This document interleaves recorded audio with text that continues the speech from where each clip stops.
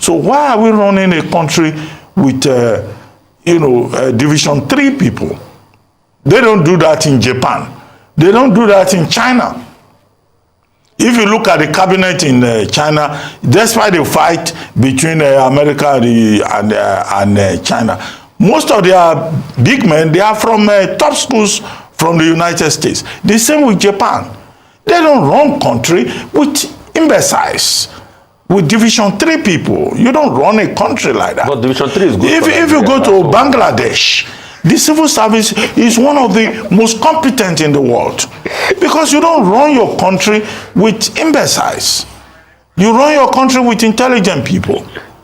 Hello guys, and welcome again to Chris Hawk. Thanks for joining. This is a channel where we talk about updated news items. Guys, controversies, that has been on ground for a very long time with regards to Chicago State University concerning the president, Bola Ahmed Tinubu.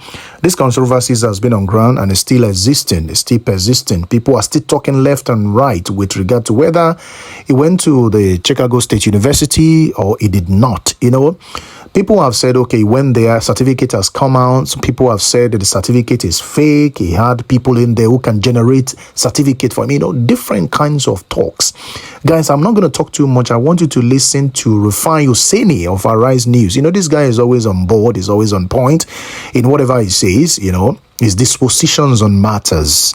I want you to listen to this very one because, according to the title that the Chicago State University itself has issued, that truly and true that Bola Ahmed Tinubu came and schooled in the Chicago State University. Rufai Oseni has this to say, and as well as the counter opinion with regard to it, Dr. Abati himself of the same Arise News had something to say with regard to this. I just want you guys to take your time, listen to this. In my own opinion, guys, whether he schooled Chicago State University or not, he's already the president. To me, in my own opinion, man, he's already the president. I don't know how we are going to do it. I don't know what you want to do to take him away from that particular position. People are just talking speculations here and there, which has been on ground. And that speculation that people have been making did not prevent him from getting to that particular seat of power. Is it now that he's already occupying that seat that you are not going to say, okay, we are bringing him down because of Chicago State University certificate, Don't forget that I said that Chicago State University itself has issued that he truly came there, he schooled at the Chicago State University. And obviously, in a situation like this, what do you then do? When you listen to these counter opinions from these two gentlemen, you'll be wondering what exactly is going on. What are we going to do? What's the situation? Who is lying and who is telling the truth? Take your time and listen to this. Leave your opinion and the feedback in the comment section. Thank you very much for listening, and I'll be getting back again later. Next story. The Chicago State University, CSU, yesterday confirmed that President Bola Tinubu attended the university and graduated in 1979 with a bachelor's degree. The university disclosed this in a statement issued to CBS Broadcasting Incorporated, generally referred to as CBN News, one of America's biggest and most influential news network. It, however, pointed out that United States federal law prevents it from providing any further information about Tinubu's record without consent or unless allowed to do so via court order.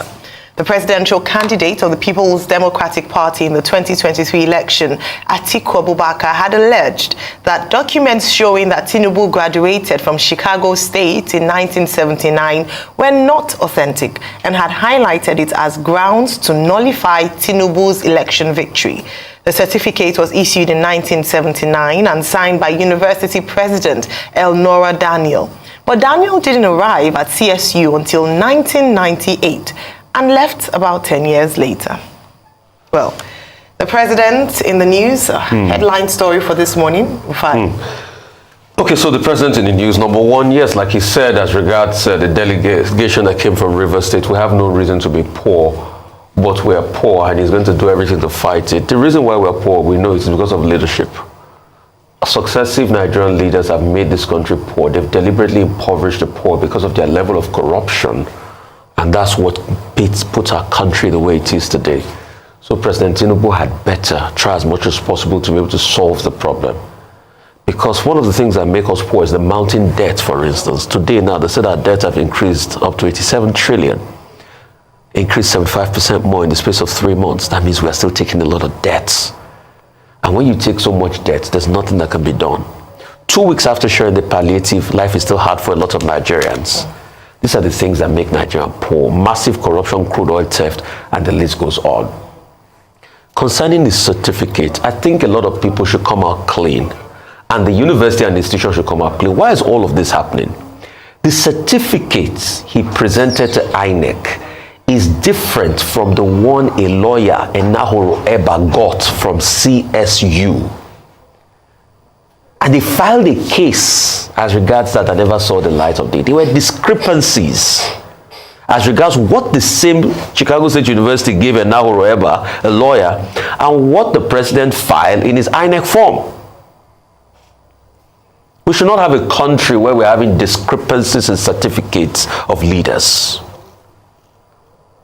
We should not have a country makes mockery of our country. So it is based on that Atiku Abubakar. And that's why the subpoena is clear in the Vanguard News report last year, and the documents are public source, all the records that CSU gave. And it's based on that Atiku Abubakar is going to court.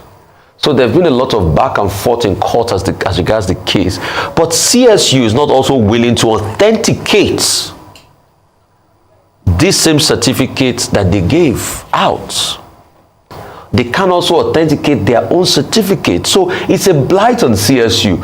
So no matter how much CSU tries to go and contact CBS and issue a report, the question we should ask them is, why can't they authenticate the certificate they gave out? Because if you give out an authentic certificate, you should be able to authenticate it as the body that issued the certificate.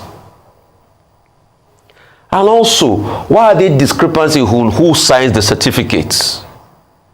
A man that just came in 1998 signed a certificate that was issued in 1979. And that's why when Mr. Duro Jaye came out to say he went to school, we would like to have the man on the table here, because we would like to ask critical questions about his time in school. And it's not today we had cases against the president as regards certificate issue. That was back to over 20 years ago. Even the primary school he went to and the secondary school he went to are still things we should ask for. You remember the conundrum of GCI. You remember also St. Paul's School, our lawyer. So there are many questions, and there needs to be clarity on the primary school he went to, the secondary school, and the university, because so that people have a right to be able to know. I remember when, what is it called? I think it was one of Nigeria's president. Was it President Yaradua or somebody? They were doing a documentary on him, and they traced the documentary to where he served at Holy Child School. Dr. Abati also reminded, I think it was Goodluck Jonathan. They did a documentary and they discovered that he was teacher he served in maybe around Osun State or somewhere. NYC. NYC in Osun State. So these are the documents we need to keep asking. Also ask things about, okay, where did he do his primary school? Where did he do his secondary school? And this university issue. So these are pertinent issues that need to, and the fact that CSU cannot authenticate the certificate, these are the questions, are pertinent questions we need to ask because of our national, knowledge base and sovereignty. Okay, may I put it like this? The issue about President Tinubu's academic qualification is of no moment. It's not an issue. The people who have been digging into it since 1999 when he became governor of Lagos State, they're just wasting time. Section 131 sub D of the 1999 Constitution says, for you to be president of Nigeria, you will have qualification of school cert. At least, that section says, at least a school certificate qualification or its equivalent. Now, that one that says at least means that, in fact, you are not required to even complete secondary school. You could be F9 parallel. As many people who have led Nigeria came out with F9 parallel. So you don't need, we are running a country where your education does not matter. So all of us, because we carry degrees, we wore academic gowns here and there, we think that the people who should run Nigeria should be educated people. No, the Constitution of Nigeria does not say so. And that's why we had that issue about school start with President Buhari. No, he didn't need to have a school start. Even in the Constitution, the interpretation of that section 131 says that, look, if you attended one or two seminars, and you can prove that you attended one roadside seminar where an MC was present and you were given a certificate of attendance, you can be anything in Nigeria.